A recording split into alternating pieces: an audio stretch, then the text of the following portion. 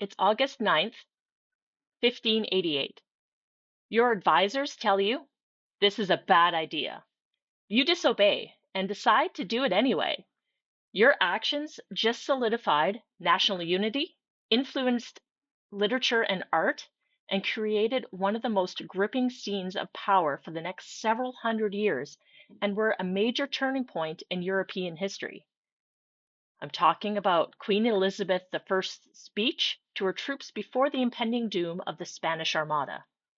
My name is Shelby, and I'm a master's student of public relations at Mount Saint Vincent University in Halifax, Nova Scotia. For my capstone project, I've created a public relations simulation machine. Much like how we take sports figures from history and fantasize about how well they would perform today, I've done the same thing, but with a public relations twist. 3 historical figures and their actions will be critiqued against the modern public relations theories that I have learned throughout my time at Mount Saint Vincent. The public relations simulation machine is designed to answer 3 of the following questions. How do they capture the spirit of the theory? What is to be criticized? And would they be canceled today? Pulling from all my public relations theories I've learned from my time on the Mount, relationship management theory. Now, before Elizabeth I even opens her mouth, her advisors tell her to stay away from the troops. It is far too dangerous. Elizabeth, ignoring her advisors, meets her people face to face. You have to remember that at this time, many people have never been so physically close to power. She placed an extraordinary amount of trust in her troops, believing she'd be safe among them. This alone would have caused a visceral reaction from the troops, immediately built the first tenet of the relationship management theory, trust. She also spells it out for the troops who do not understand the significance of her being among the troops. But I assure you, I do not desire to live to distrust my faithful and loving people. Secondly, she physically joins the army. Therefore, I come amongst you, as you see, at this time, not for my recreation and disport, but being resolved in the midst and heat of battle to live and die amongst you all.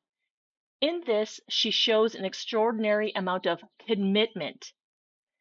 Thirdly, I would argue in this moment there is a reciprocal exchange.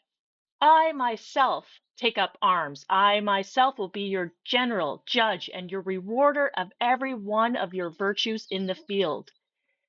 The troops are exchanging their support in battle for rewards and crowns, and we do assure you a word of a prince, they shall be duly paid.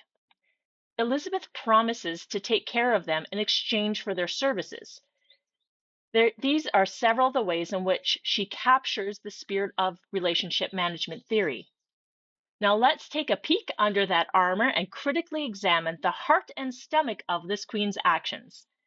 One of the qualities of relationship management theory is the ability to have a balanced sense of influence and fairness between the corporation, Elizabeth, and the public, the army.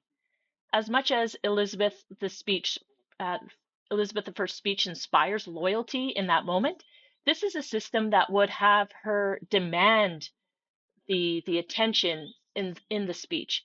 Elizabeth held all the power regardless of what she said. Like any solid relationship, communication needs to travel both ways. While the troops were inspired, this speech traveled one way, and there was no evidence of her hearing directly from the troops.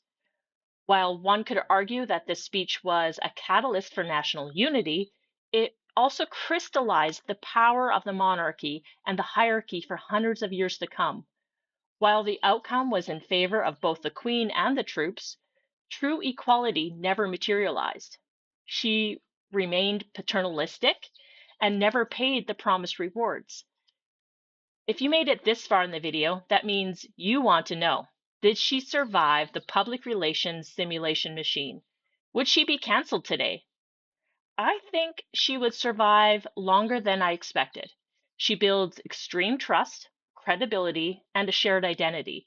These are all things that world leaders today starve us of. She is missing two-way communication, and if she isn't listening to the public will move on in today's world. The relationship would be more symbolic.